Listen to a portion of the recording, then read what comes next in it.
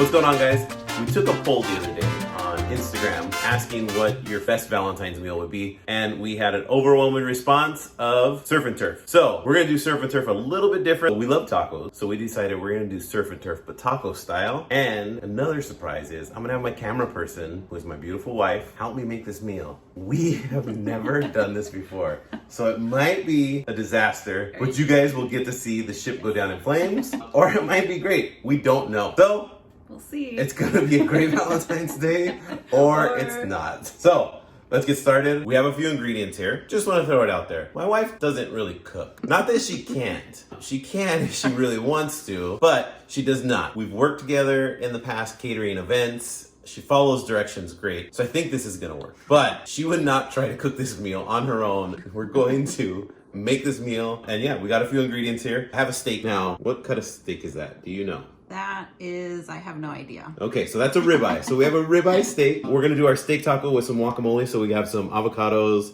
jalapeños, cilantro, some red onion. And then we are doing our turf, which is... lobster tails. There you go, lobster tails with some habañeros, a tomato, and we're gonna make kind of a crema, spicy crema. And we have some OAXACAN cheese here that we're actually gonna put on the bottom of our steak taco on top of the tortilla. So we're gonna flip it over in the skillet, get it kind of crunchy and nice. Yum. So let's get started.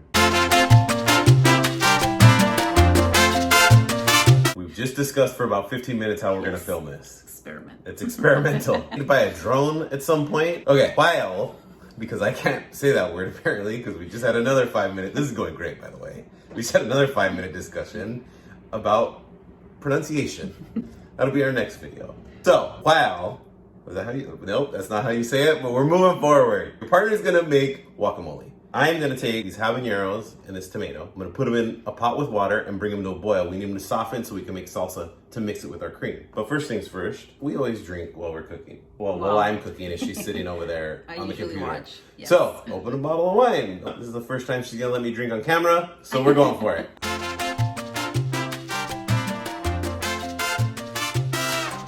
Okay. So, instruction time. Well, I don't know how to work the camera because I just put my big old finger in it. So this is weird. You're gonna take that onion and you're gonna slice it in half. This way or this way? No, the other way, long ways. Now, the great thing is I bought my wife this knife a long time ago, so she's used it. And this is the first time she's actually gonna make a meal with it other than like making avocado toast. Rude. Okay, we're gonna slice that onion. We're gonna peel it, right? We need to take that layer off. Easy way to do it is we're gonna peel the onion. We need to peel the outer layer. It is difficult to be on this side and not touch anything. I will say that. Now you're gonna run your knife through it horizontally. So you're gonna this way. Yes, but you want to do it on the cut side. So flip it around, and you want them to be close to 1/4 of an inch if you could get there. Put your hand flat on top of it. There you go. We're gonna get as close to the top as you can. Okay, so now you're gonna run it now so vertically long ways first. I think we need to have you work on your instructional skills. I feel like horizontal and vertical have been the same for a long time. Now you slice it. Why is it so messy? I mean, yours don't ever look like it's this. very rustic guacamole here. All right, we're looking good there. Let's just stop. Let's call that good. All right, so put those onions in the bowl. Now we're going to cut our jalapeños. Take the stem off. Long ways. Perfect. Now, spicy or not spicy? Spicy. It's spicy. So leave the seeds in. We're gonna slice it long ways. Flip it the other way. It's gonna be easier to cut. Cut it in half. Okay. Now cut it in half again. Cut those halves into halves. All right. Now dice it up as small or as fine as you could get it. Okay. So our jalapeno is in the bowl with our onion. Now we're gonna take our avocado. It's probably not the safest way to do it. To remove the pit, this is one of the things where people cut their hand the most. We're gonna run the edge of the knife into the avocado. Pull it out, wiggle it if you have to. Perfect. An easy way to do it is take your knife, you're gonna bang the handle against the cutting board, and it should come right off. Okay, so from this point, we're actually just gonna take a spoon and take the whole avocado out. Whoa. Perfect. Onto the cilantro. We're gonna take about half of that out, maybe. Those stems have been in water, so we're gonna cut off the wet part right there. Yep, sounds good. Another quick tip, always keep a trash can by you. Now you're just gonna chop that up as fine as you can. Tuck your fingers in. Now run your knife back through, long ways through that. This way? Yep. All right, we're looking good. She can do it, folks. And add that to the bowl as well. Okay, we're gonna add some salt and pepper. So you're gonna take a pinch of salt. How about 2 pinches? Sprinkle it in. There you go. One more. Let's say 3. Oh, wow. And then we're going to take a turn of pepper. A couple turns. More? One more. All right, we're gonna stop there. Our salt and pepper's done. Our guacamole's ready to go. We're gonna mash it up with a bean masher. We're gonna take that and we're just gonna smash the whole thing up. There you go, get in there. All right, we're gonna call that good, I think. We're not gonna put it in our fridge because we don't want it to brown. We're just gonna put it aside and on to the next thing. While your partner is making guacamole, here's what you could be doing. We're gonna take a pot, we're gonna fill it with water, had about 3/4 full. I'm gonna take my tomato, put it in there, and then I'm gonna take a couple of these habaneros. So with these, the oil in these is gonna get into your hand and make whatever you touch burn. Latex gloves, whatever you need to use. Throw them in there. I'm gonna say 3 is probably good. And we're gonna bring this to a boil to make our salsa. All right, we can start our steak. So again, I'm waiting for my pan to get hot. It's pretty cold still. I wanna be able to just barely hold my hand above it. In the meantime, our steak's been sitting out at room temperature for about an hour. This is a pretty thick cut ribeye. It's probably about 2 inches. So I want it out for about an hour. Anything thinner, maybe an inch, I'd leave it out for about 30 minutes. Now, crispy crust on it. We wanna pat it down. We wanna dry everything on here. I'm gonna pat the whole thing down, and then I'm going to set it down here while my pan's heating up, and I can feel my pan getting hotter. And then I'm gonna salt it. Now with a cut of meat this thick, I'm gonna lay the salt on pretty heavy. Around how much do you think? I would say it's probably a tablespoon and a half. I'm making sure everything's covered. That way next time I make a steak, I know how much Yes, salt to put. that's exactly why.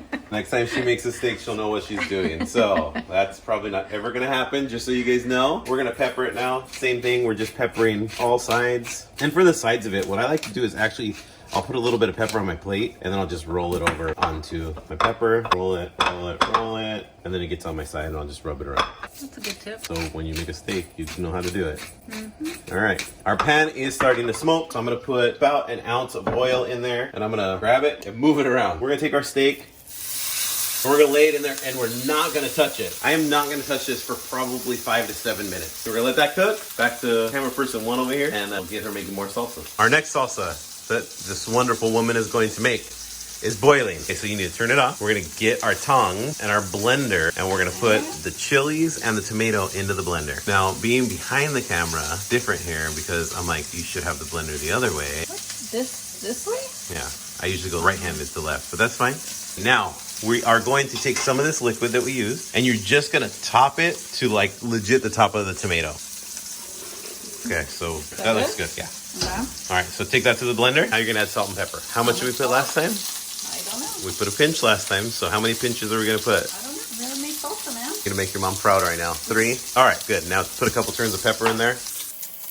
Perfect. That was 6 turns, by the way. Well, Those of us cooking for dummy people. Pull a few. Okay, put the lid on because we don't want to make a mess. Let it rip, man. So we're gonna take it off. Take the lid off. All right, it's hot. Right, we're not gonna use that right away, but you do have to taste it. Does it smell hot? It smells hot. Smells spicy. Yeah, no. Oh, I think you're gonna do this. Okay, well, I guess I'm doing the testing here. This is actually really spicy. So let it be known, I'm taking one for the team here because I don't like spice. Just making sure the salt is okay. We'll show you how to make the crema now, and we're not gonna put a lot of this into the spicy. And on to our next salsa. You're gonna take some sour cream. Take a spoonful, like a heaping spoonful. Looks good. Put that in there, and maybe one more. That's good. Take a heaping spoonful of mayo. Perfect. 2 sour cream, 1 mayo, and mix it together. All right, we're just trying to make it creamy and good. Take some of your spicy habanero right there, and we're just gonna pour a little bit in at a time. So you're gonna need to taste it as you go. It's gonna get a little liquidy, and that's okay. If we need to add a little more mayo to thicken it up, we will. Put a little on your finger and try it, or yeah, there you go. It's like a cake, but at the end. That's what you want. Okay. That's what it looks like. Just a crema with a little habanero and tomato with a little kick like at the end. super hot. Because I thought 3 habaneros and it's going to be like, you're not going to be able to taste it. You don't want, unless you want that hot, we can put more in. Well, if you save it, then you can You can add a it, little yeah. bit more Or to your actually, own plate. what I might do is put that in a bottle and we'll drizzle a little bit on top if we want. Oh, I like that idea. For our lobster tails, I just came up with this brilliant plan. My wife's going to show you how easy it is. Okay, are you ready? You are not ready. Really? Okay, well, we're going for it anyways. Just so you know, she was not happy when I said she was gonna do this. No. She does not want to do it, but we're gonna show how easy it is to do. All right, so you're gonna take the point of the scissors and run it under it. See how the skin right here is kind of thin on top? Like this? Yeah, you could feel how thin it is, right? You just want to barely cut that. You don't want to cut any of the meat. Oh, so you're cutting just the top little Yes, layer? you're cutting just the skeleton of it, basically, or the shell of it. Look at that, all the way to the end. Look at that. Okay. So now take both ends and Crack it. There you go. Crack it. Yikes. Okay, well, that one's still alive. She is not enjoying this. So now peel the meat, pull it all out. Perfect. Look at that. Too much for me. Now put it in the bowl. All right. Perfect. All done. All Dinner done. is Woo, served. dinner is served. We're having sushi tonight. Who knew? My steak is been cooking for about 5 minutes, and I'm just gonna flip it here and see I got a nice crust on it. I'm gonna flip it the other way. We're gonna let that side go now, and I'm gonna ask my wife a question to see if she knows what is the only way we eat meat in this house. Medium rare. Medium rare. So, for those of you that do not like medium rare, I love rare, but I'll meet my wife halfway because she was a well-done person 18 years ago when we first got married. But she's a medium rare person now. For the listening audience here, does your steak taste better now than it did 18 years ago? Yes. That was like a reluctant yes, but okay, she did say yes, folks. It does, but I like it crispy. I like it well done. You get the crispy ends, the Okay, more yes. medium ends, Yes, and yes. I get the center, which is more medium rare. We meet in the middle. That's what marriage is about. That's what relationships are about. But it's good. You can't deny that. Okay, so another few minutes, and I'm checking out my steak. And it looks good there. Now I'm just gonna stand here and hold it up and let the sides all cook. Not cook, but get that crunch on them that the rest of the steak has. Our steak, I'm just going off of feel, right? And it feels like it's pretty medium to medium rare in the center. So I'm just gonna take it, we're gonna turn this off. I'm gonna set it on a rack over a sheet tray, and we're just gonna let it rest there. Now, How would I know if it's medium rare? and there we go. So a quick way, if you're not using temperature, a quick, easy way is to take your hand. You put your pinky and your thumb together, and you feel, I don't know what this is called, like the ball of your hand right here, I guess? Sure. Sure, let's call it that. What it feels like right there is pretty well done. That's medium well, that's medium rare, and then if you just hold your hand loosely, that's rare. I want to try. Give me the camera and I can show you. Okay, we're gonna see if we can do this together. Touch the meat. You feel what it feels like? Okay. Remember that feeling. Okay. Now do your hand. Okay. That feel like it? No. No, okay. Oh, yeah, it's that way. So that's rare? That's rare. Okay, So but what about for me, like medium rare? Right there. It doesn't feel like that. Yes, it does. So we need to cook it more. Nope. We are 100% fine. I don't feel comfortable being around the fire. Okay, so my wife doesn't feel comfortable being around the fire, apparently. We're gonna cook our lobster. So I'm actually gonna take some butter, right? Because the thing about surf and turf that everybody loves, I mean, even I like it, is the like buttery garlic that you get to dip the lobster into. I'm gonna take probably 2 tablespoons of butter. Is it just like regular butter? This is actually, so it's grass-fed raw butter. It's a little expensive, but it's tasty. It's gonna make everything taste just a little bit better. Then I crushed 2 cloves of garlic. They were rather large. I'm gonna throw those in there. But we don't want our butter and our garlic to turn brown. Okay, so I'm messing with my temperature the whole time. I want it to just saute this garlic a little tiny bit. I'm gonna let that sit for a minute. I don't want it to turn brown, so if I need to lower my heat even more, I'm gonna lower my heat more. I was going between probably 4 and 2 on my flame. It's not boiling or sizzling. It's starting to warm back up because I'm gonna put my lobster in, and my lobster did just come out of the fridge. I'm gonna salt my lobster, and I'm not gonna use a ton of salt, probably just a little, half a teaspoon maybe, and I'm gonna pepper it. I'm gonna take it, flip it over, do the other side. Okay, so I wanna be able to flip it and have the other side lay completely flat. This guy doesn't really wanna agree with us, so I'm just kind of pressing him down. What I'm gonna do is I'm gonna flip it, and it's gonna curl a little. Want like a spatula? I mean, you could use a spatula, but you know, a spoon and a knife work well too. I feel like you're putting in a little too much unnecessary effort. Well, you know, you were offered to be able to cook this, and you denied that opportunity. I did. I'm gonna do the same thing on this one. We really want this to go from just being kind of clear and flimsy to being a little translucent and firm. I'm gonna just start to press on it to feel where we're at. I don't want to overcook this. Now, lobster gets really rubbery if you overcook it, so I don't want to do that. I want it to be nice, firm bite, nice texture.